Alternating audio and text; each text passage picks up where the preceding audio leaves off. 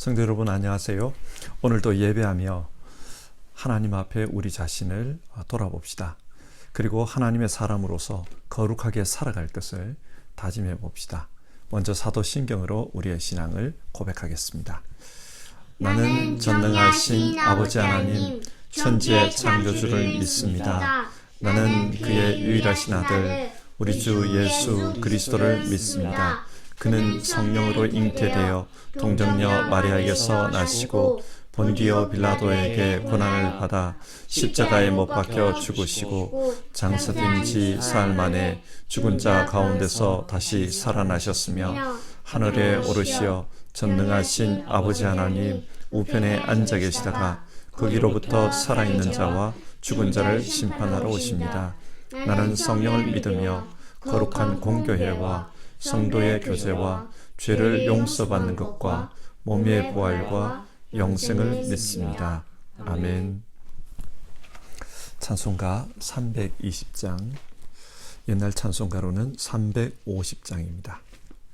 나의 죄를 정케 하사 1절 부르겠습니다.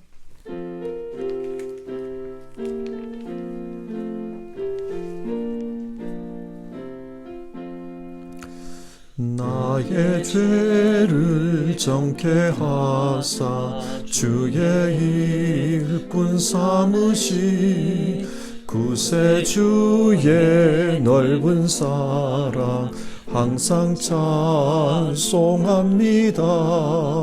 나를 일꾼 삼으신 주 그 신능력 주시고 언제든지 주 뜻대로 사용하여 주소서.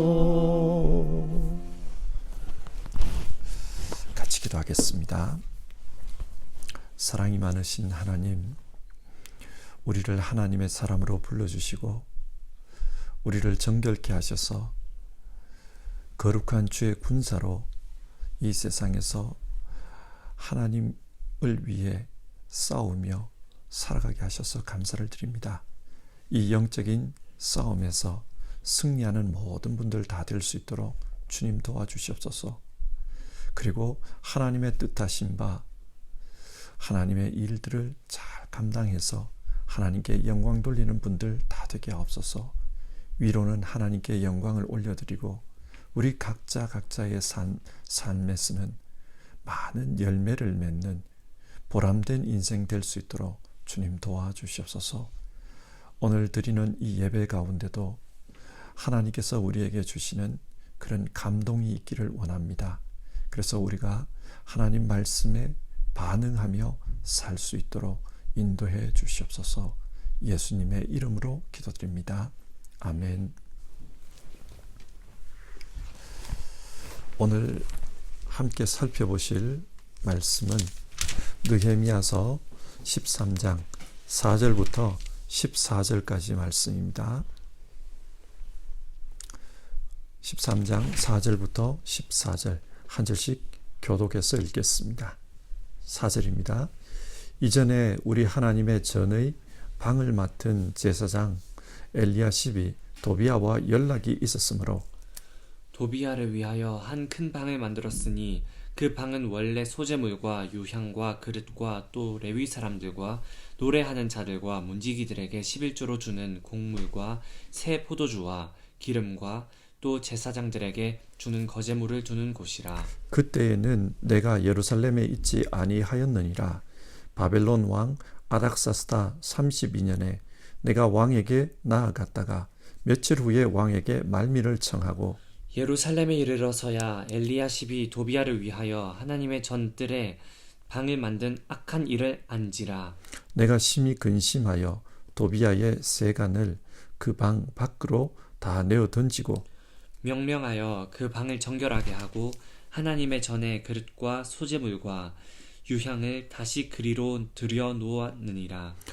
내가 또 알아본즉 레위 사람들이 받을 몫을 주지 아니하였으므로 그 직무를 행하는 레위 사람들과 노래하는 자들이 각각 자기 밭으로 도망하였기로 내가 모든 민장들을 꾸짖어 이르기를 하나님이 전이 어찌하여 버린 바 되었느냐 하고 곧 레위 사람을 불러 꼬아 다시 제자리에 세웠더니 이에 온 유다가 곡식과 새 포도주와 기름의 11조를 가져다가 곳간에 드림으로 내가 제사장 셀레미야와 서기관 사독과 레위 사람 브다야를 창고지기로 삼고 마따냐의 손자 삭굴의 아들 하난을 버금으로 삼았나니 이는 그들이 충직한 자로 인정됨이라. 그 직분은 형제들에게 분배하는 일이었느니라. 내 하나님이여 이 일로 말미암아 나를 기억하옵소서. 내 하나님의 전과 그 모든 직무를 위하여 내가 행한 선한 일을 도말하지 마옵소서. 아멘.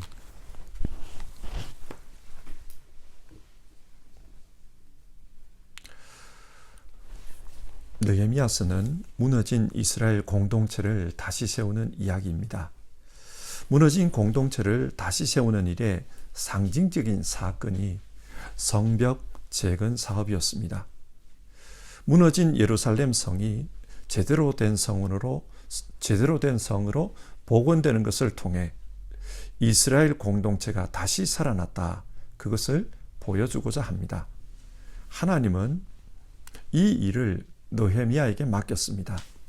느헤미야에게 주어진 사명은 성벽을 쌓아 올리는 것이었습니다. 어제 살펴본 것처럼 느헤미야는 자신에게 주어진 사명을 잘 감당했습니다. 그래서 성벽 봉헌식을 은혜 가운데 마쳤습니다. 그런데 이 일 후에도 느헤미야의 사명은 끝나지 않았습니다. 또 다른 일이 기다리고 있었습니다. 무엇입니까? 느헤미야서 13장은 계속되는 느헤미야의 사명에 대한 이야기입니다. 먼저 느헤미야의 첫 번째 사명은 성전을 거룩하게 하는 일이었습니다. 4절 말씀을 보시면요. 이전에 우리 하나님 전에 방을 맡은 제사장 엘리야십이 도비야와 연락이 있었으므로, 엘리야십은 느헤미야가 총독으로 일하던 당시에 대제사장이었던 사람입니다. 그런데 느헤미야는 엘리야십을 대제사장이라고 부르지 않고 우리 하나님의 전에 방을 맡은 사람이라고 부릅니다. 마치 평범한 성전 관리인처럼 그렇게 부르고 있습니다. 왜 그럴까요? 느헤미야가 보기에는 엘리야십이 대제사장으로서 자격이 없다, 그렇게 생각하기 때문입니다. 왜 자격이 없다고 생각합니까?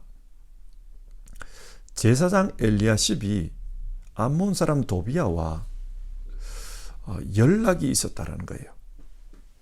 그래서 성전 안에 이 도비야를 위해서 큰 방을 마련해 주었습니다.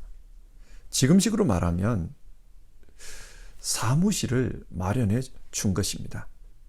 그런데 이 방은 원래 어떤 용도의 방이라고 합니까? 5절을 보시면 하나님께 드릴 제물과 또 레위인과 제사장들에게 줄 제물을 보관하는 방이라고 합니다. 그러니까 하나님을 위한 방이었습니다. 그런데 그 방을 도비야에게 준 것입니다. 여러분, 도비야가 어떤 사람입니까?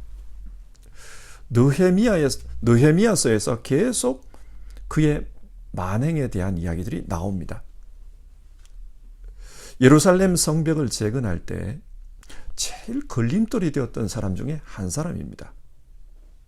그는 이스라엘 백성들이 성벽을 쌓고 있을 때 전쟁을 벌이겠다, 그렇게 위협하기도 했고, 외교적으로는 이 성벽을 쌓는 것은 페르시아 황제를 반역하는 행위다, 황제에게 고소하겠다, 그런 식으로 정치적인 방해를 하기도 했습니다.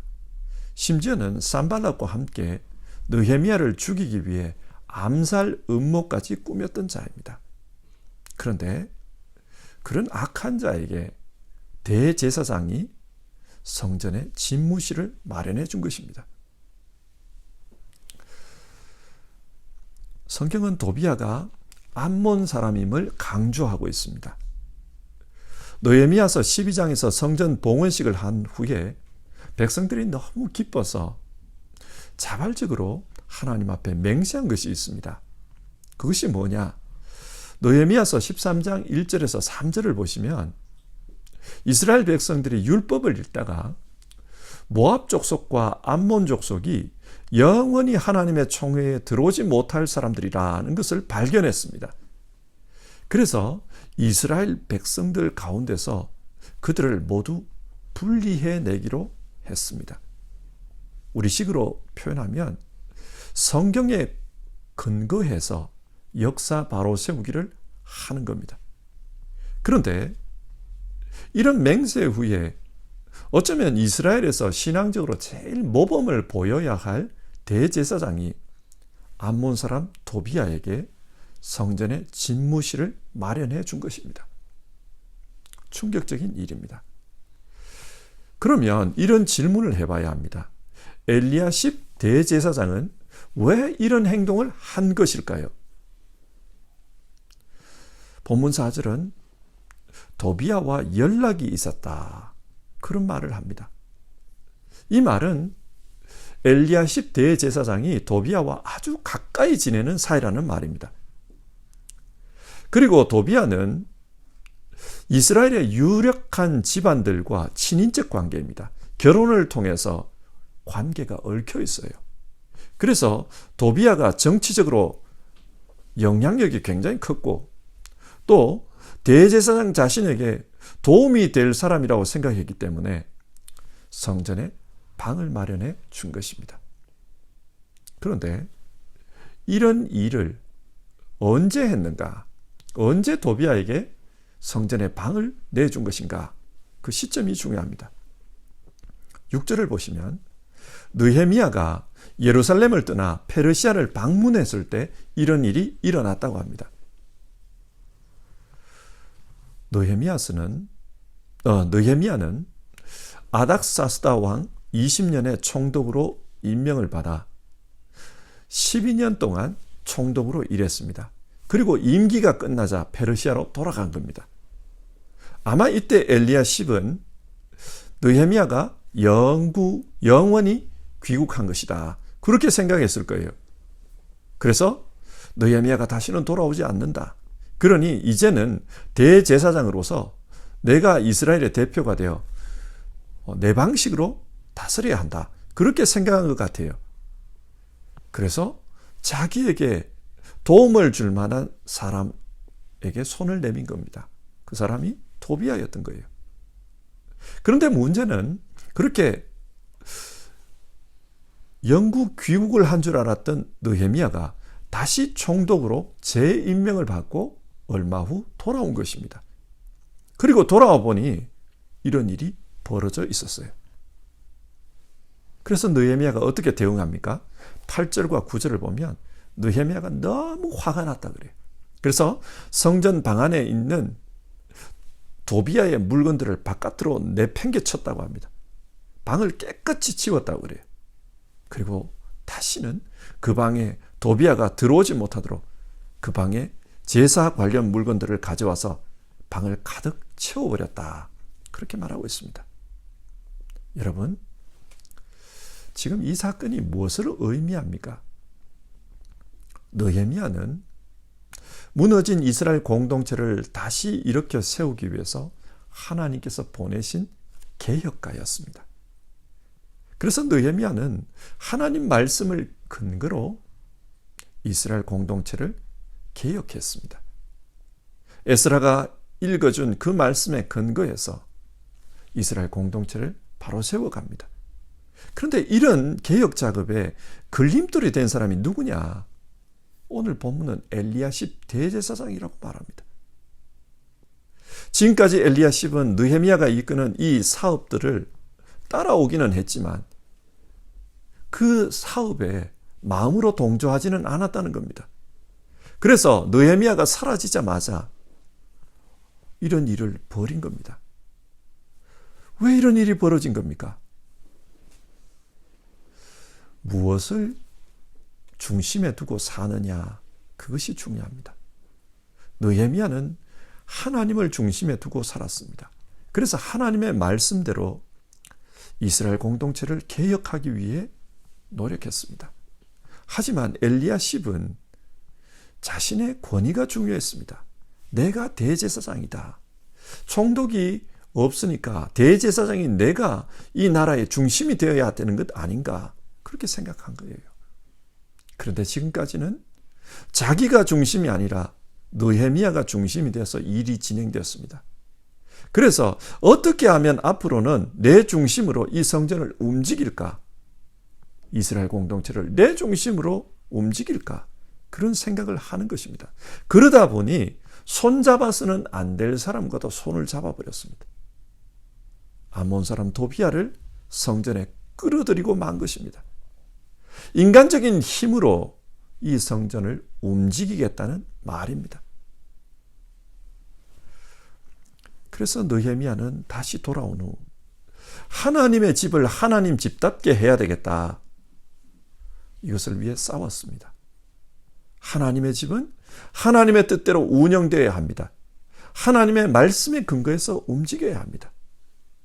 그래서 하나님 말씀대로 청소하는 겁니다. 오늘날에도 이런 일은 있습니다.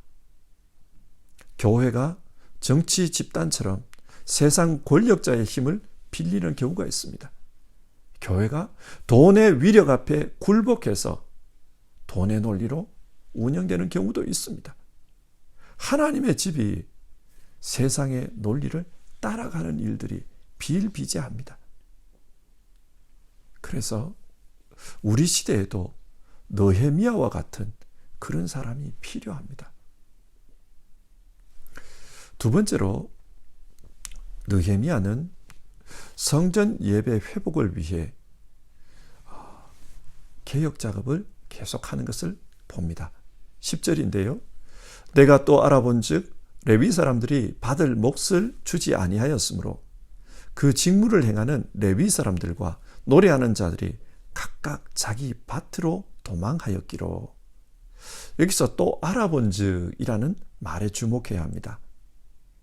당시 엘리야십 대제사장은 앞에서 말한 것처럼 도비야에게 성전 방을 내어준 그런 문제만 잘못을 범한 것이 아니었다라는 거예요. 또 다른 잘못도 범했다는 겁니다. 그게 어떤 잘못이냐? 레위 사람들에게 받을 목을 주지 않았습니다. 사례를 주지 않았던 겁니다. 어쩌면 이 당시 성전의 재정 상황이 좋지 않아서 그랬을 수 있습니다. 그러다 보니 레위인들이 생활고에 시달리게 되었고, 그래서 원래 먹고 살던 생계 처소, 자기 밭으로 돌아갔다는 것입니다. 그런데 이건 역시 문제입니다. 느헤미야서 12장 44절에서 47절을 보면 성벽 봉헌식을 마치고 사람들이 맹세했던 또 다른 내용이 있었습니다. 그게 뭐냐? 성전 사역자들이 하나님의 예배에만 집중할 수 있도록 경제적인 문제를 백성들이 책임져 주기로 맹세한 것입니다. 그런데 느헤미야가 사라지자마자 그 맹세를 저버린 것입니다. 자, 이렇게 되니까 현실적으로 어떤 일이 벌어집니까? 레위인들이 떠나니 성전 관리와 예배 준비를 할 사람이 없어졌습니다. 그러면 예배가 힘들어집니다.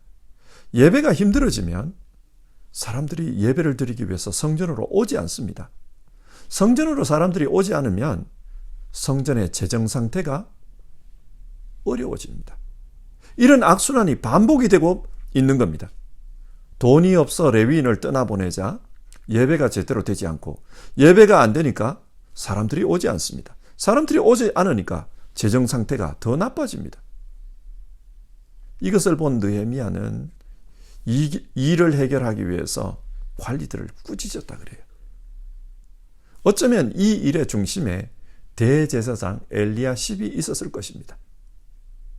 사람들을 꾸짖고 레위인들을 다시 불러옵니다. 그렇게 레위인들을 불러오니까 사람들이 성전으로 다시 모여들었다 그래요. 예배가 회복된 겁니다. 그렇게 예배가 회복되니까 헌금을 드립니다. 그래서 12절을 보면 성전 곳간이 채워집니다. 그리고 그렇게 모인 헌금을 투명하게 관리하기 위해서 책임자들을 세웠다.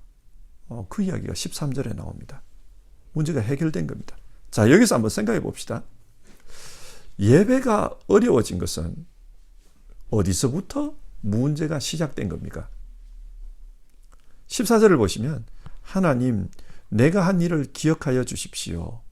하나님의 성전을 보살핀 일과 예배를 드릴 수 있도록 정성껏 한 이 일을 잊지 말아 주십시오. 느헤미야가 그렇게 기도를 드려요. 이 기도 중에 예배를 드릴 수 있도록 정성껏 한 일을 잊지 말아 달라고 말합니다. 이것이 의미하는 것은 당시 제사장들의 관심이 예배에 있지 않았다는 것입니다. 예배가 아니라 다른 것에 관심을 두고 있었다는 겁니다. 어떤 관심일까요? 제사장들이 자기들의 필요를 채우는데 급급했습니다. 이 예배를 자신들의 필요를 채우는 수단으로 생각하고 산 거예요. 예배의 사명에 충성하지 않았던 겁니다. 뿐만 아니라 자기들의 이 예배를 통해 자기들의 급여만 채우려고 했지 레위인들의 삶은 돌보지도 않았습니다. 하나님께 드리는 예배가 중요하다면 어려운 상황에서도 어떻게든 예배가 지속되도록 노력해야 합니다. 정말 어려우면 콩 한 쪽을 반쪽씩 나누어 먹더라도 레위인들과 함께 이 예배를 지속해야만 했습니다. 그러나 제사장들이 그렇게 하지를 않았습니다. 느헤미야는 하나님께 예배드리는 것의 중요성을 알았고 그 예배를 위해서 노력하다 보니까 물질적인 어려움도 해결이 되는 것을 경험했습니다. 문제는 하나님을 향한 열심, 예배의 열심, 그것이었습니다. 자, 오늘 성경 내용을 한번 정리해 봅시다. 느헤미야는 하나님으로부터 무너진 예루살렘을 재건하라는 사명을 받았습니다. 그리고 자신에게 주어진 사명을 잘 감당했습니다. 그래서 성벽 봉헌식을 잘 마쳤습니다. 그런데 사명을 완수했다고 사명이 사라진 것은 아니었습니다. 하나님께서 또 다른 사명을 보여주셨습니다. 그 사명이 뭡니까? 하나님의 집을 거룩하게 하는 일이었습니다. 그리고 하나님께 드리는 예배를 회복하는 일이었습니다. 그래서 오늘 읽은 말씀에서 느헤미야가 이 일을 위해 어떻게 했나 그 내용이 기록되어 있습니다. 여러분, 이 말씀을 오늘 우리의 상황에 한번 적용해 봅시다. 여러분의 사명은 무엇입니까? 우리는 하나님 앞에서 신앙하는 가운데 하나님께서 내게 이런 것을 원하시구나, 그것을 깨닫습니다. 그게 사명입니다. 그런데 내게 주어진 사명이 끝났다고 더 이상의 사명이 없는 것일까요? 그렇지 않습니다. 하나님은 우리에게 무엇을 어떻게 해야 될지 계속해서 보여주십니다. 그걸 어떻게 우리가 볼 수 있나? 우리 안에 하나님의 마음을 생각하는 그 지혜가 있으면 그게 보입니다. 하나님께서 지금 무엇을 원하시나 그 하나님의 마음을 생각하는 그 열심과 지혜가 있으면 하나님께서 보여주십니다. 논리적으로 한번 생각해 봅시다. 하나님의 나라가 완성될 때까지 이 땅에 문제가 없을까요? 문제는 계속 있을 것입니다. 그래서 하나님은 사람들을 통해, 자기 사람들을 통해 그 문제를 계속 고쳐가기를 원하십니다. 그렇기 때문에 사명자가 필요해요. 하나님께서 사명자를 부르십니다. 중요한 것은 하나님의 마음을 알고자 하는 열심, 그리고 하나님의 마음에 관심을 두는 그 믿음, 그것이 중요합니다. 그것을 가지고 있는 사람들에게는 하나님께서 보여주십니다. 지금 이것이 필요하다. 보여주십니다. 문제는 우리가 하나님 지금 무엇을 원하실까? 그것에 관심을 두지 않는 것. 하나님은 지금 어떤 마음이실까? 그것을 질문하지 않는 것. 그것이 문제입니다. 우리 성도님들 가운데 은퇴하신 분들이 많이 계십니다. 그러나 세상이 정해놓은 기준으로 은퇴를 한 것이지 하나님 앞에서 여러분의 삶을 은퇴한 것은 아닙니다. 그렇기 때문에 늘 하나님은 내게 무엇을 원하실까? 그런 질문을 가지셨으면 좋겠습니다. 하나님이 지금 뭘 원하실까? 그런 질문을 하면 하나님께서 느헤미야에게 주셨듯이 또 다른 사명을 보여주실 것입니다. 또 우리 가운데 어떤 분들은 나는 하나님 앞에서 어떻게 살아야 할지 모르겠습니다. 그러시는 분들도 계실지 모르겠습니다. 그렇다면 먼저는 하나님은 우리 시대를 어떻게 바라보실까? 그런 질문을 가지시길 바랍니다. 그리고 하나님의 마음을 깨닫는 지혜를 주십시오. 그렇게 기도할 수 있기를 바랍니다. 우리가 하나님은 무엇을 원하실까? 그 질문을 가지고 있다면 하나님께서 원하시는 바들을 우리에게 가르쳐 주실 것입니다. 하나님 앞에 서는 그날까지 하나님 앞에 충성되게 살다가 우리 모두 하나님 앞에 서서 기뻐할 수 있었으면 좋겠습니다. 찬송가 320장, 옛날 찬송가 350장 4절을 부르고요. 기도하겠습니다.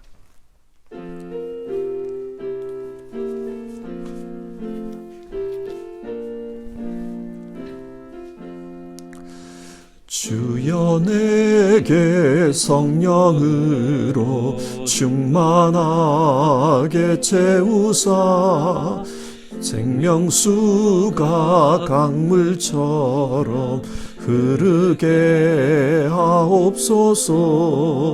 나를 일꾼 삼으신 주 그 신능력 주시고 언제든지 주 뜻대로 사용하여 주소서. 같이 기도하겠습니다. 오늘 우리는 성경 말씀을 통해 느헤미야의 계속된 소명에 대한 내용을 읽었습니다. 하나님은 우리가 하나님 앞에 서는 그날까지 하나님과 함께 일하기를 원하십니다. 그래서 하나님께 필요한 일들이 있다면 우리에게 그것을 보여주십니다. 아마 우리가 하나님 앞에 서는 그날까지 마지막까지 그렇게 보여주실 것입니다. 근데 중요한 것은요, 우리의 마음입니다. 정말 우리가 하나님의 뜻을 알고자 하는 그 마음이 있는가? 그것입니다.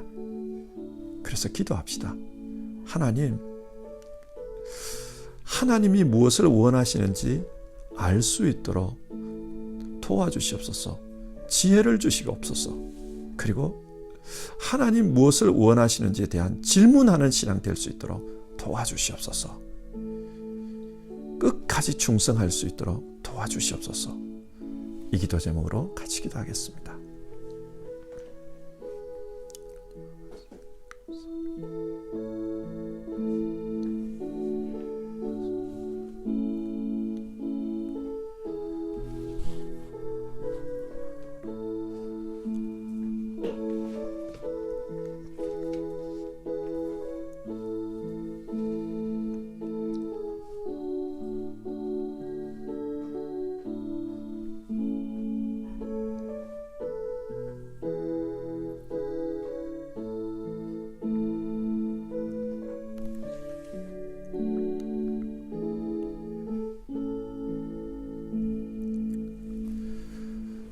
하나님, 오늘 말씀을 통해서 하나님은 계속해서 사명자를 부르신다. 그런 내용의 메시지를 우리가 살펴보았습니다. 느헤미야는 자신에게 주어진 사명이 끝났지만 그러나 끊임없이 하나님과 함께 일하는 것을 우리가 보았습니다. 하나님께서 또 다른 비전을 보여주시고 또 다른 사명으로 부르신 것을 보았습니다. 오늘 우리를 향해서도 하나님은 그러시다. 우리가 그렇게 말씀 나눴습니다. 우리에게 중요한 것은 하나님은 지금 이 시대에 무엇을 원하실까? 지금 이 상황에서 하나님은 어떤 것에 관심이 있으실까? 그것을 질문하고 하나님의 마음에 관심을 가지는 것, 그것이 중요하다고 말씀 나눴습니다. 하나님 아버지, 오늘 함께 예배하는 모든 우리 성도님들, 정말 하나님의 뜻에 관심을 가지고 하나님이 무엇을 원하시는가, 그것에 질문을 가지고 신앙할 수 있도록 도와주시옵소서. 그래서 정말 하나님 앞에 서는 그날까지 하나님께 부름받은 사명자로서 살다가 충성되게 살다가 하나님 앞에 우리 모두 서게 하여 주시옵소서. 그래서 착하고 충성된 내 자녀라고 하나님 칭찬하는 그 말씀 듣는 우리 모두 되게 하옵소서. 하나님, 하나님에 대한 관심을 주시옵소서. 하나님, 하나님의 마음을 깨닫는 지혜를 주시옵소서. 그리고 하나님, 우리의 주어진 삶에 충성할 수 있도록 도와주시옵소서. 예수님의 이름으로 기도드립니다. 아멘. 하늘에 계신 우리 아버지, 아버지의 이름을 거룩하게 하시며 아버지의 나라가 오게 하시며 아버지의 뜻이 하늘에서와 같이 땅에서도 이루어지게 하소서. 오늘 우리에게 일용할 양식을 주시고 우리가 우리에게 잘못한 사람을 용서하여 준 것 같이 우리 죄를 용서하여 주시고 우리를 시험에 빠지지 않게 하시고 악에서 구하소서. 나라와 권능과 영광이 영원히 아버지의 것입니다. 아멘.